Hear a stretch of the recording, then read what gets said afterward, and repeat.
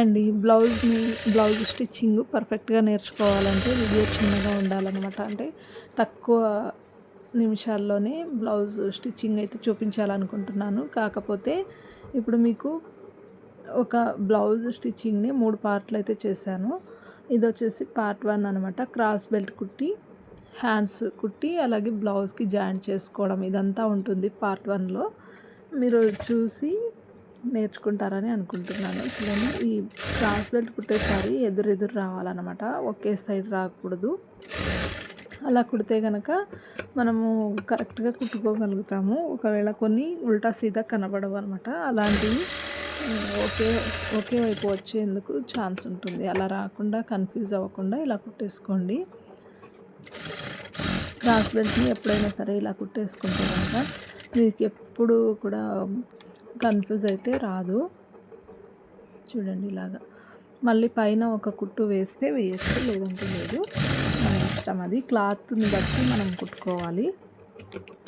నేనైతే ఈ క్లాత్ కొంచెం ఎత్తుకుంటుందనేసి పైన ఒక కుట్టు కుడుతున్నాను. తర్వాత ఈ ఎక్స్ట్రా క్లాత్ అంతా నీట్గా కట్ చేసుకోండి. ఈ ఎక్స్ట్రా క్లాత్ కొద్దిగా కూడా ఉండకూడదు. కరెక్ట్గా లైనింగ్కి సమానంగానే మిగతా క్లాత్ని ఉంచి కట్ చేసుకోవాలి. ఇప్పుడు క్రాస్ బెల్ట్ కటింగ్ అయిపోయింది. చూడండి, చాలా నీట్గా ఒకే సైజు ఉన్నాయన్నమాట. దీన్ని ఇప్పుడు పక్కన పెట్టేసి హ్యాండ్స్ కొంచెం తక్కువగా ఉంది కదా, దాన్ని ఎలా కట్ చేసుకోవాలి, ఎలా కుట్టాలనేది వీడియో ఉంటుంది. వీడియో అంతా చూస్తేనే మీకు హ్యాండ్ స్టిచ్చింగ్ పర్ఫెక్ట్గా ఎలా చేసుకోవాలనేది తెలుస్తుంది అనమాట. తక్కువ ఉన్నప్పుడు జాయింట్ ఎలా చేసుకోవాలనేది కూడా తెలుస్తుంది. కొంచెం వచ్చిన వాళ్ళైతే వాళ్ళకు తెలుసు కాబట్టి చూడరు. రాని వాళ్ళు ఇలా చూసి అలా కుట్టేయచ్చు అనమాట. అంత ఈజీ వేలో చెప్తున్నాను. ఇప్పుడు ఇక్కడ కొంచెం క్లాత్ జాయింట్ పడుతుంది, అందుకని నేను లైనింగ్ క్లాత్ని కొద్దిగా తీసుకున్నాను. ఇలాగా 2 సైడ్లు మాత్రమే జాయింట్లు అయితే వేస్తున్నాను. ఇంకా మిగతా సైడు వెడల్పుగానే ఉంది, అందుకని చాలు. ఈ కుట్లలోకి 2 ఇంచులు ఉంటే చాలన్నమాట. ఈ సైడ్ మాత్రం తక్కువ ఉన్నాయనేసి 2 వైపులా జాయింట్లు అయితే చేస్తున్నాను క్లాత్ని. ఇలా జాయింట్ చేసిన తర్వాత మనము మెయిన్ క్లాత్ని జాయింట్ చేసుకోవచ్చు. ఇంకొక వైపు కూడా నేను సేఫ్టీగా, అంటే ఇంకా వేసేద్దాం ఈ యువతల వైపు కూడా అనేసి ఇంకా మరో 2 వైపులా కూడా జాయింట్లు అయితే వేస్తున్నాను. ఎక్కువ క్లాత్ ఉన్నా పర్లేదు, తక్కువ రాకూడదు అనమాట. చూస్తారు కదా, ఇలాగా 4 వైపులా, అంటే 2 వైపులా, హ్యాండ్కి 2 వైపులా జాయింట్లు అయితే వేస్తున్నాను. కొద్దిగానే జాయింట్ వేస్తున్నాను. అంటే 2 ఇంచులకి కొంచెం తక్కువ ఉందన్నమాట కుట్లలోకి క్లాత్, అందుకని కుట్టేస్తున్నాను. కొంతమంది అడుగుతుంటారనమాట, ఎక్కువ క్లాత్ వదిలి కుట్టమ్మా అని. కాకపోతే ఈవిడేమో అడగదు, మనమే కుట్టేసేయాలన్నమాట వాళ్ళు అడగకపోయినా. ఇలా ఉంటుంది హ్యాండ్ కుట్టిన తర్వాత. చూడండి, జాయింట్ చేశాను తక్కువ ఉన్న క్లాత్ అంతా. ఎంతైతే తక్కువ ఉందో అంత జాయింట్ చేసిన తర్వాత మనము లైనింగ్ జాయింట్లు అంతా అయిన తర్వాతనే మెయిన్ క్లాత్ మీద జాయింట్ చేసుకోవాలి. మెయిన్ క్లాత్ జాయింట్ చేసేటప్పుడు చూడండి, ఇలాగా ఉల్టా మీద పెట్టేసి కరెక్ట్గా సమానంగా అవతల యువతల కూడా తక్కువ వచ్చేదంతా సమానంగా మధ్యలో ఉంచేసి, మెయిన్ క్లాత్ని సరిగ్గా మధ్యలో ఉంచేసి ఇలా కుట్టేసేయాలి.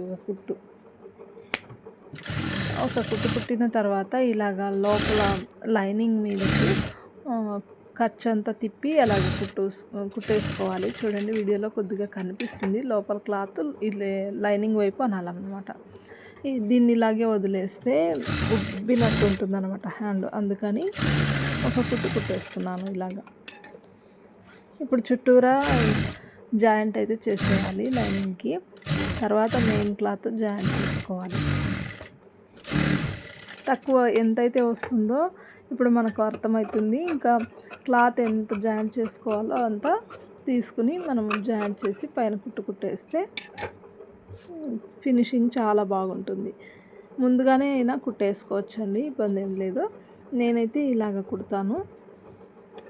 ఇలా కుట్టామంటే చాలా ఈజీగా ఎంత క్లాత్ కాబడుతుందో మనకు ఈజీగా తెలిసిపోతుంది.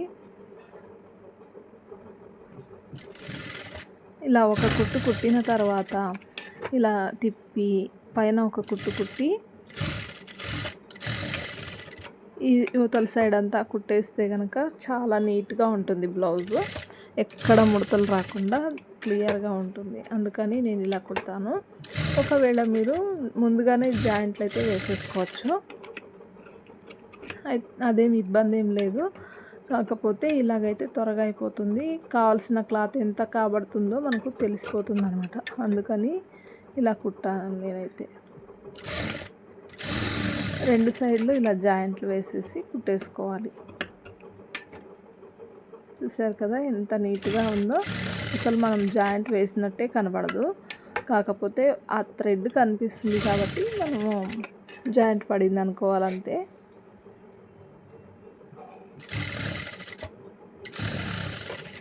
ఈ ఎక్స్ట్రా క్లాత్నంతా కట్ చేసుకుంటే హ్యాండ్ రెడీ అయిపోతుంది. ఇక హ్యాండ్ 2 చేతులు చూడండి, ఇలా 2 హ్యాండ్స్ తీసుకొని స్లీవ్స్ ఫ్రంట్ షేప్ తీయాలన్నమాట. ఫ్రంట్ సైడ్ షేప్ రావాలి కదా హ్యాండ్కి, అలాగా ఇప్పుడు షేప్ తీయాలి. 2 చేతులు రెడీ అయిపోయాయి, స్టిచ్చింగ్ అయితే చేసేసాను. ఇప్పుడు రెండింటిని ఇలా పెట్టేసిన తర్వాత షేప్ తీయాలి. హెచ్చు తగ్గులు ఏమైనా ఉంటే కట్ చేసేయండి, సమానంగా ఉండాలి 2 హ్యాండ్స్. ఇప్పుడు చూడండి సమానంగానే ఉన్నాయి, కాస్త ఎక్కువ ఉందన్నమాట, మరి ఎక్కువ అయితే కాదు. మనం కట్ చేసింది ఒకేసారికి ఇలాగ పర్ఫెక్ట్గా సరిపోతుంది. ఒక లేయర్ మాత్రమే ఇలాగ ఫ్రంట్ షేప్ తీస్తున్నాను. తర్వాత ఇటు తిప్పి ఇటువైపున ఒక లేయర్ షేప్ తీయాలి. అయిపోయింది. ఇప్పుడు హ్యాండ్స్ కన్ఫ్యూజ్ కాకుండా, కొత్త వాళ్ళు కన్ఫ్యూజ్ అవుతుంటారు, అలాంటి వాళ్ళు ఇలా రాసేసుకోండి. ఇది లెఫ్ట్ ఎల్ అని పెట్టేసేయండి, ఇది రైట్ ఆర్ అని పెట్టేసేయండి. ఇక బ్లౌజ్ మీద హ్యాండ్స్ ఎలా జాయిన్ చేసుకోవాలో కూడా ఇప్పుడు ఈ వీడియోలో చూస్తున్నారు. షోల్డర్ దగ్గర నుంచి స్టార్ట్ చేసి ఇక్కడ మనం చెస్ట్ దగ్గర పెట్టిన ఖర్చు, ఆర్మ్ డౌన్ దగ్గర పెట్టిన ఖర్చు మ్యాచ్ అవ్వాలన్నమాట. హ్యాండ్కి సంక డౌన్ పెట్టింటాం కదా, అక్కడ పెట్టిన ఖర్చు చెస్ట్ దగ్గర పెట్టిన ఖర్చు కరెక్ట్గా మ్యాచ్ అవ్వాలి. అప్పుడే కరెక్ట్గా బ్లౌజ్ కుదురుతుంది. చూడండి ఇక్కడ కూడా మ్యాచ్ అయింది. ఇలాగా మీరు కుట్టేసుకున్నారంటే చాలా నీట్గా కుదురుతాయి బ్లౌజెస్. ఒకవేళ అది మిస్ అయిందనుకోండి, కలవలేదనుకోండి, బ్లౌజ్ కొద్దిగా తేడా వస్తుందని అర్థం. కాకపోతే అన్నీ కూడా ఇలా నీట్గానే కుట్టడానికి ట్రై చేయండి. ఎప్పుడో ఒకసారి కొంచెం అటు ఇటు అయినా ఏమి కాదు. కుడివైపు కూడా ఇలా జాయింట్ చేసేస్తున్నాను హ్యాండ్స్కి. ఈ ఖర్చు అనేది షోల్డర్ ఖర్చు వెనక వైపు ఉండాలి. ఇలా షోల్డర్ మీదుగానే జాయింట్ చేసేసి ఇంతకుముందు హ్యాండ్ ఎలా జాయింట్ చేసామో అలాగే ఉంటుందన్నమాట సేమ్గా.